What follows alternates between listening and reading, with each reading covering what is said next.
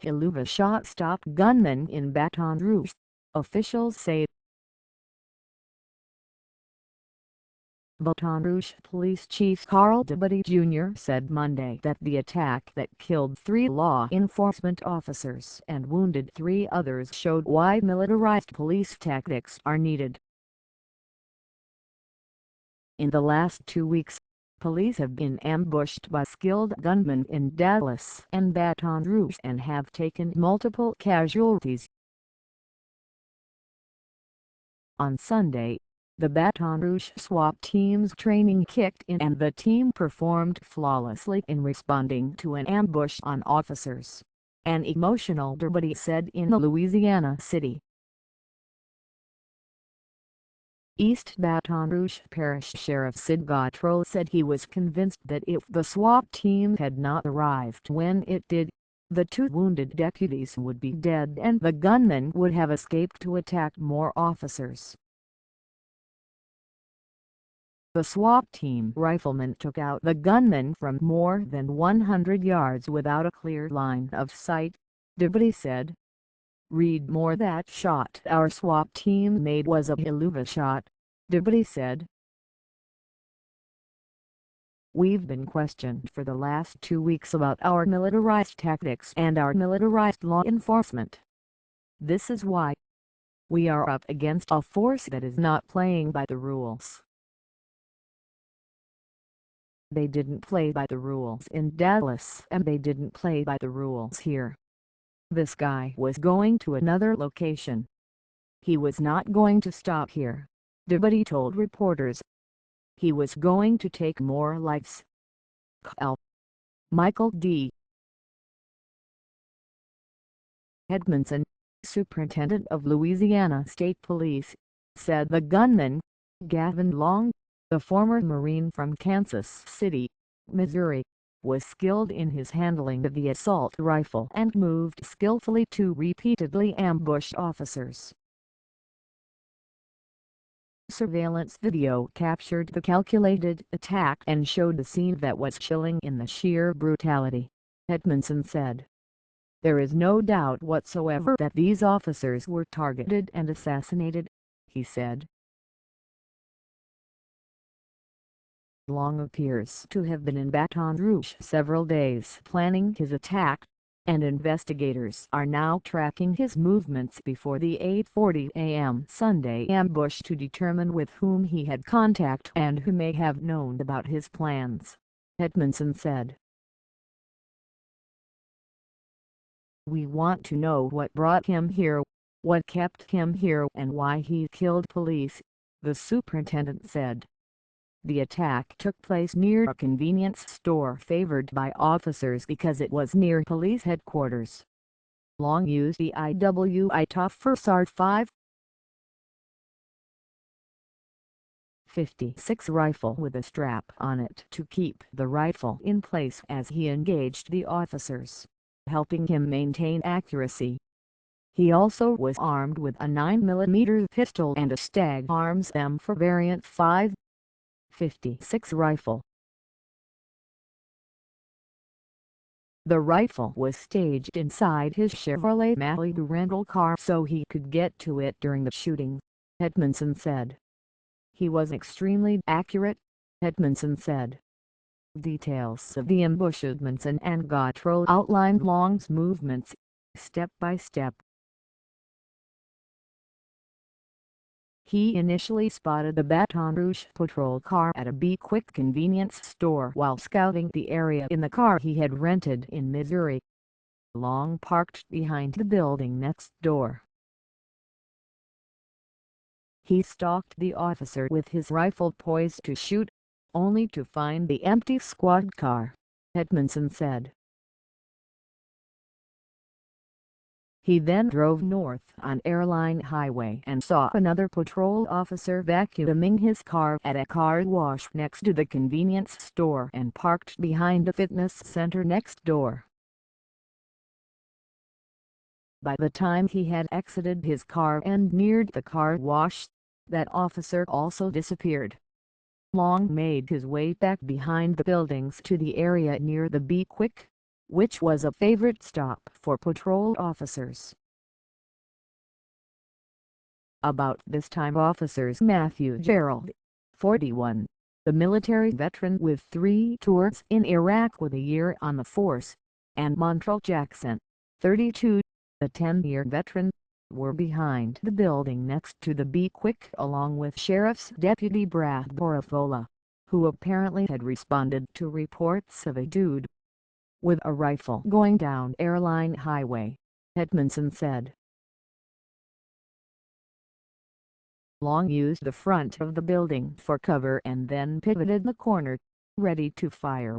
Saw the 2 Baton Rouge officers and shot them, killing one immediately and wounding the other, Edmonson said.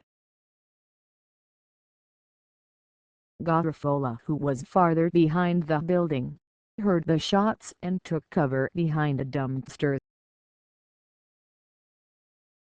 He saw the wounded officer crawling behind the building and ran to his aid, Edmonson said. Long stepped from around the corner in the back of the building and shot the deputy, who fell to the ground from where he returned fire, authorities said. My deputy went down fighting, Gautreaux said. He returned fire to the very end. We could actually see in the video the bullets hitting the concrete around him.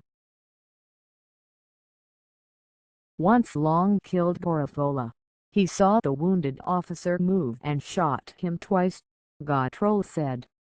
Long shot and wounded an unidentified police officer who had pulled up in front of the building. The attacker then retreated back to the Malibu he had parked behind the fitness center several hundred yards away, using the businesses and woods for cover, Gautreaux said. Back at the fitness center, Deputy Nicholas Tavor, 41, had just got back in his patrol car to run the tag of the Malibu when Long emerged in the parking lot, Gautreaux said. Long opened fire on the deputy immediately, shooting as he walked toward the patrol car, Gautreaux said. He took long shots at another arriving deputy in the front parking lot, shattering the bone running from his elbow to his shoulder, Gautreaux said. Deputy Bruce Simmons, 51, now has a titanium rod in his arm and faces more surgery for his wounds, Gautreaux said.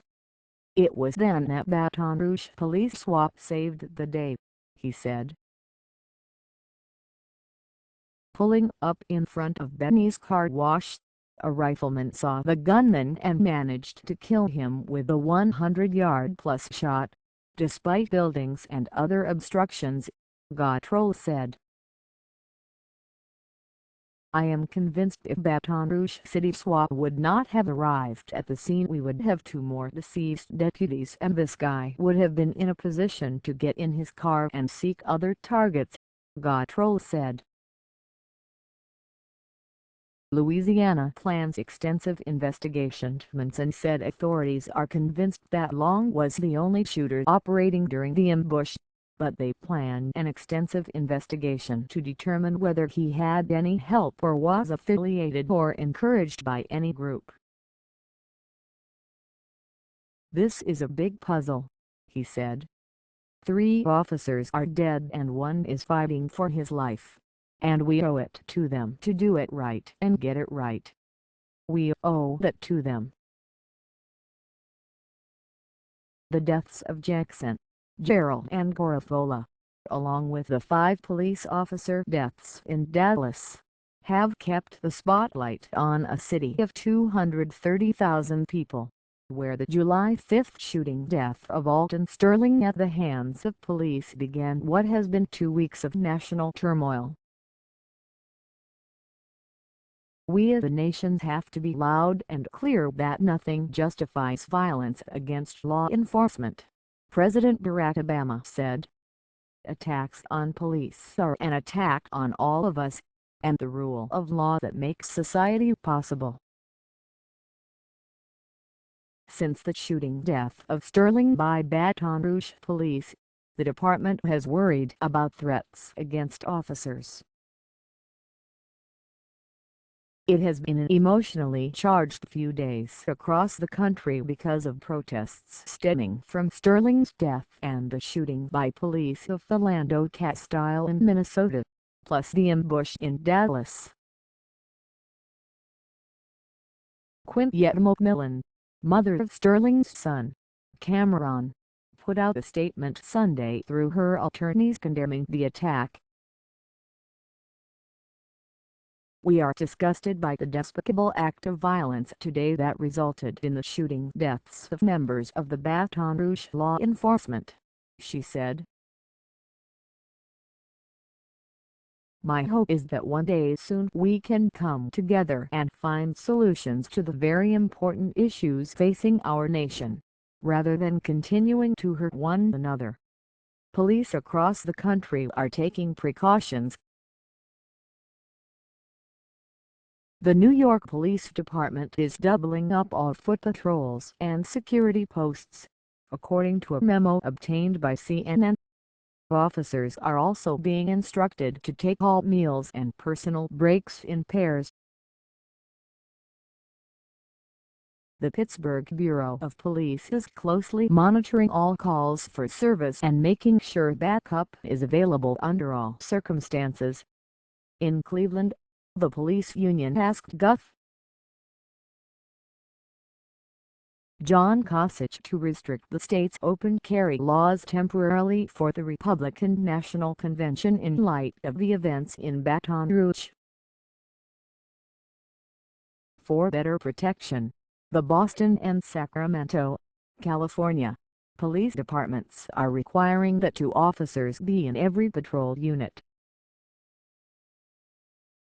Indianapolis police are ordering officers to go through training on how to recognize an ambush before it happens and what to do if they find themselves the target of one. 2 officers in the Baltimore Police Department must now respond to every call. Several departments across the country told CNN that they are taking more safety measures, but declined to describe them. Although Baton Rouge is hundreds of miles away from Boston, the pain and suffering caused by the loss of these officers in the line of duty is felt deeply by the men and women of the BPD, Boston Police Commissioner William Evans said Sunday. "This all-too-common trend we are seeing of violence against law enforcement officers who are out there each day serving and protecting neighborhoods across the country is alarming and disheartening." Obama urged a stop to the bloodshed. "Only we can prove, through words and through deeds, that we will not be divided," the president said Sunday. "And we're going to have to keep on doing it again and again and again. That's how this country gets united." Louisiana Gov. John Bel Edwards, who described the shooting as an absolutely unspeakable heinous attack, appeared Monday on CNN, and reflected on the pain that officers' relatives and co-workers endured at the hospital. "Emotions are raw," the governor said. "There's a lot of hurting people. The victim slain officers, from left, Montrell Jackson, Brad Garafola and Matthew Gerald. Officers Jackson, 32, and Gerald, 41, were assigned to the Uniform Patrol Bureau. Gerald had been serving for less than a year and had joined the force after extensive military service, with stints in both the Army and the Marines, with 3 tours in Iraq," Dabadie said. "His sense of service drew him to law enforcement when he got out of the military," Dabadie said.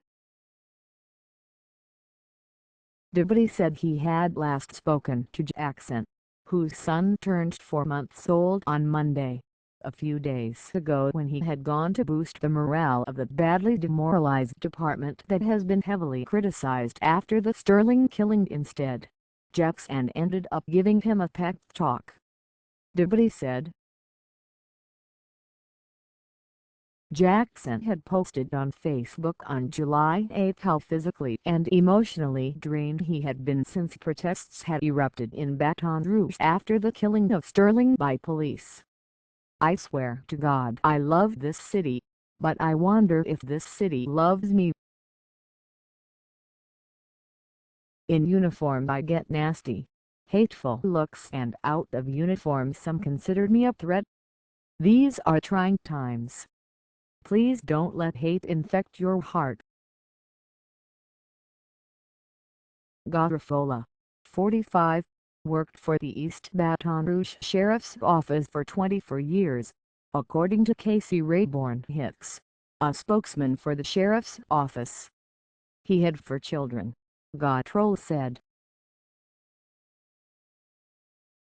Meanwhile, 41-year-old Tavor is fighting for his life, and 51-year-old Simmons, who has 23 years of service, face months of recovery, Gautreaux said. The shooter, Long, the black man from Kansas City, was discharged from the Marines as a sergeant in 2010. CNN has filed a Freedom of Information Act request with the military to obtain records about Long's service. Under Defense Department rules, health records that might include any information on Long's mental health are considered protected, even though he is dead. The records are part of the criminal investigation. CNN has filed a similar request for the records of Micah Johnson, also formerly a military member. He killed 5 police officers in Dallas, and a criminal investigation is ongoing about his military record. Long served from August 22, 2005, to August 1, 2010, according to the little information the military has released. He was a data network specialist who received the Marine Corps Good Conduct Medal, Navy Unit Commendation Medal, and others. He signed up for the service in Kansas City and deployed to Iraq from June 2008 to January 2009. The releasable record on Long doesn't indicate where he worked in Iraq. He left a long trail of information online about his beliefs under the pseudonym Cosmo. Just watch a Baton Rouge gunman posted this video on social media. Replay more videos.